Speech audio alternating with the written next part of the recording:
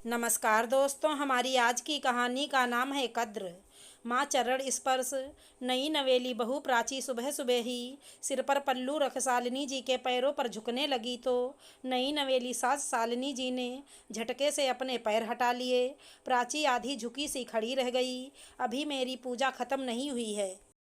जब तक मैं ठाकुर जी की पूजा खत्म नहीं कर लेती, कोई मुझे और ना मैं किसी को स्पर्श करती हूँ और ना ही कोई बातचीत करती हूँ। शालिनी जी ने रूखे स्वर में बहू से कहा तो नई बहू अपने स्पर्श को समेटे सिमट सी गई थी।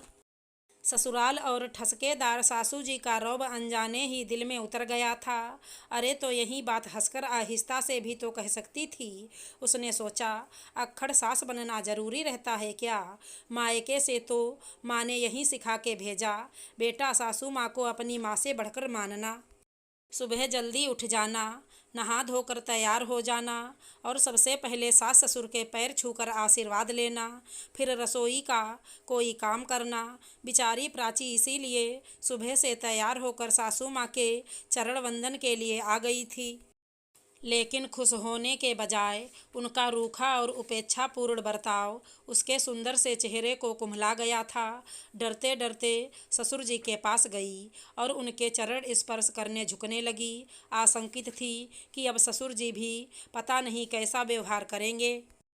लेकिन आशंका के विपरीत उन्होंने बहुत खुश होकर अपने पैर छूने दिए और तुरंत स्नेह भरा हाथ बहू के सिर पर रखकर सदा खुश रहो बेटा का आशीर्वाद भी दे दिया। वास्तव में नई दुल्हन को इसी आशीर्वाद की आवश्यकता थी और बेटा शब्द सुनकर और स्नेह भरे आत्मीय व्यवहार से तुरंत ही उसका कुम्हलाया चेहरा गुलाब की तरह खिल उठा। पिताजी, आप चाय पिएंगे? हाँ हाँ बेटा, मैं तो इसी दिन का इंतज़ार ही कर रहा था कि कब मेरे बेटे की शादी होगी और मुझे सुबह की चाय का लंबा इंतज़ार नहीं करना पड़ेगा। पिताजी की दिली खुशी उनकी बातों से छलकी पड़ रही थी। क्यों पिताजी, चाय के लिए लंबा इंतजार क्यों? प्राची मासूमियत से पूछ बैठी। अरे बेटा, देख रही हो, तुम्हारी माँ का पूजा पाठ लंबा चलता है। जब तक पूजा खत्म नहीं होती उन्होंने प्राची को हंसाने की कोशिश में मुस्कुराते हुए उसकी ओर देखा, मानो वाक्य पूर्ण करवाना चाहते हों। वह किसी को स्पर्श नहीं करती और बिना नहाए धोए उनके चौके को कोई स्पर्श नहीं कर सकता। प्राची ने तुरंत वाक्य पूरा कर दिया तो पिताजी जोर से हंस पड़े। हाँ हाँ, तू तो बड़ी समझदार है बेटी। कल से सबसे पहले आकर चाय बना लाना, हम दोनों बैठ कर पी लेंगे। उन दोनों की खिलखिलाहट पूजा में ध्यान लगाने की कोशिश करती शालिनी जी के कानों में कांटे चुभा गई। कितना समझाया सिखाया था इनको कि आते ही नई बहू की तारीफ करने की ज़्यादा सिर पर बिठाने की ज़रूरत नहीं है। सिर पर नाचेगी तो संभालते नहीं बनेगा, पर कोई फ़ायदा ही नहीं। सुबह की चाय तो प्राची के लिए भी एकदम ज़रूरी थी। सो झटपट चाय बनाने के लिए रसोई की तरफ बढ़ चली। अचानक उसे लगा, सासू माँ भी तो चाय पिएंगी, आखिर सुबह से उठी हैं, उन्हें भी कितनी देर हो गई है। जाते जाते झांक कर पूजा घर में देखा तो आंखें बंद कर पूजा में लीन थी। उन्हें देख उसे अपनी माँ की याद आ गई।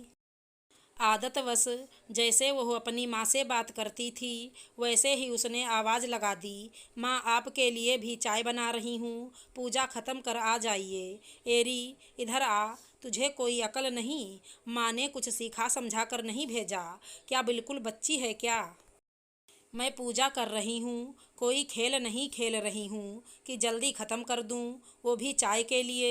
तुझे चाय की जल्दी मची है, बिना पूजा पाठ ध्यान के सुबह उठते ही चाय चाय। लानत है ऐसी आदतों पर। मुझे ऐसी कोई आदत नहीं है। मेरी पूजा बीच में तोड़ दी तूने, मुझे फिर से पाठ पढ़ना पड़ेगा। लगता है अब से दरवाज़ा बंद करके पूजा करनी पड़ेगी, कहते हुए वो उठीं और ठाकुर द्वारे का दरवाज़ा धड़ाम से बंद कर दिया। एक बार फिर बेचारी नई नवेली बहू प्राची, जो बेटी की भांति व्यवहार करने लग गई थी, फिर से बहू के किरदार में सिमट गई थी। मुरझाए चेहरे और मायके की याद में आंखों में भर आए आंसुओं को समेटे चुपचाप चाय बनाने लगी थी। पूरे सप्ताह उसने हर वो काम करने की कोशिश की जिससे यह पराया घर उसे अपना घर ही लगे, पर एक बहू पर जब कभी बेटी ने हावी होने की कोशिश की, सासू माँ ने उसे पटखनी देते हुए आज्ञाकारी सिमटी बहू की सीमा रेखा दिखा दी। आज उसने अपनी माँ की समझाइश को ताला लगा दिया था कि सासू माँ को अपनी माँ ही समझना। रोज की तरह आज उसने सासू माँ के ठाकुर द्वारे का रुख ही नहीं किया, ना ही उनके चरण स्पर्श करने गई, ना ही कोई बात की। शालिनी जी का मन पूजा में लग नहीं पा रहा था। बहू आज उनके पास आई ही नहीं। आज उन्हें अपनी सासू जी याद आ रही थी। यही घर जहाँ वो बहू बनकर आई थी। समय का पहिया द्रुत गति से घूमता रहा और आज वो इसी घर में सास के पद पर पहुँच गई थी। इस बीतते हुए समय ने ढेरों कर्तव्यों के निर्वहन के साथ साथ उन्हें बहुत अधिकार संपन्न भी कर दिया था। प्राची 2 कप चाय बनाकर बाहर बगीचे में ले आई और पिताजी के साथ बैठकर चाय पीने ही वाली थी कि अचानक सासू जी आ गईं। प्राची के साथ पिताजी भी चौंक गए। आज इतनी जल्दी पूजा खत्म? और मेरी चाय कहाँ है? 2 कप देखकर उन्होंने पूछा। ये मेरी ले लो, मैं बाद में पी लूँगा। पिताजी ने सुबह का माहौल प्रदूषित होने से बचाने हेतु जल्दी से प्रस्ताव रख दिया। वो माँ, आज मैंने आपकी चाय नहीं बनाई। रोज बनाकर रखती थी पर ठंडी हो जाती थी, तो मैंने सोचा। जैसे ही प्राची ने कहा, सासू जी ने आगे बढ़कर उसकी चाय पकड़ ली। क्या सोचा तूने कि जाने दो, कौन बनाए इनके लिए चाय वाय, है ना? नहीं नहीं माँ, मैंने सोचा कि जब आपकी पूजा खत्म हो जाएगी तभी गरम बना दूंगी। प्राची सहम गई थी। अरे इतना डरती क्यों है? खुलकर कहना। हाँ, नहीं बनाई चाय, जब पीना होगा आप बना लेना। शालिनी जी आश्चर्यचकित खड़ी प्राची से कहे जा रही थी। क्यों, मायके में अपनी माँ से भी ऐसे ही डरकर बात करती थी क्या? इतना ही संकोच करती थी क्या उनसे? नहीं ना, तो फिर मुझसे क्यों? मैं जानती थी बेटा, यही होगा एक दिन। आज तूने ना मुझे चाय के लिए पूछा, ना चरण स्पर्श किया, ना मेरे लिए चाय बनाई। मैं सास बनकर हुक्म जो चलाने लग गई, तेरे हर काम में मीन मेख वैसे ही निकालने लग गई जैसे मेरी सास मेरे साथ करती थी। अनजाने में ही मैं डांट डपट कर अपनी बहू को अपने कब्जे में, अपने रौब में रखने के प्रयास में लग गई। लेकिन आज पूजा घर में अपनी सासू जी की तस्वीर पर फूल चढ़ाते हुए मुझे लगा, मेरे दिल में, मेरे मन में अपनी सासू जी के लिए स्नेह भाव से ज़्यादा डर के भाव हैं।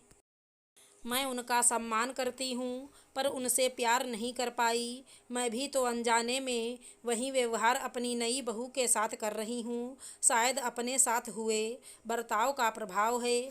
मुझे आज भी शिकायत है कि मेरी सास ने मेरी कदर कभी नहीं की, पर मुझे महसूस हुआ मेरी बहू जिसके दिल में आज मेरे लिए सम्मान है, प्रेम है, जो मुझे अपनी सगी माँ से ज़्यादा मान देने को उत्सुक हो रही है, उसकी नित्य सराहना करने के बजाय मैं उसके मन में भी अपने लिए डर, चिढ़ और नफरत पैदा कर रही हूँ। अभी शुरुआत में ही तो बहू को माँ के स्नेह की ज़्यादा ज़रूरत होती है। ससुराल में हर क्षण उसे अपना मायका याद आता है और अभी ही मेरा यह बुरा बर्ताव हमेशा के लिए उसे मुझसे दूर कर देगा।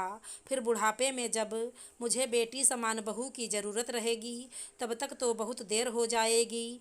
मेरी बहू अभी से मुझसे थोड़ी थोड़ी दूर होते होते पूरी तरह से दूर चली जाएगी।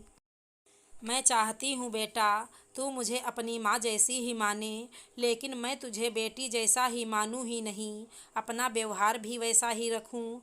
तू मुझे डरकर, दबाव में आकर सम्मान ना दे, बल्कि दिल से लगाव जुड़ाव हो जाए। तुझे कम से कम यह शिकायत ना रहे कि मेरी सास ने मेरे कार्यों की, मेरे गुणों की कभी कदर नहीं की। इसीलिए आज से पूजा जल्दी से ख़त्म और सुबह की चाय मैं बनाकर पिलाऊंगी तुझे भी। शालिनी जी ने ठगी सी खड़ी प्राची का हाथ स्नेह से पकड़कर कहा। हाँ, तुम्हारी सास ने तो तुम्हारी कदर कभी की नहीं, अब कम से कम तुम्हारी बहू ही करने लगे। ससुर जी ने हंसते हुए चुटकी ली तो आज पहली बार प्राची भी बेटी सी उन्मुक्त हंसी अपनी सासू माँ के साथ हंस पड़ी थी। आशा करती हूँ हमारी कहानी अच्छी लगी होगी। धन्यवाद दोस्तों।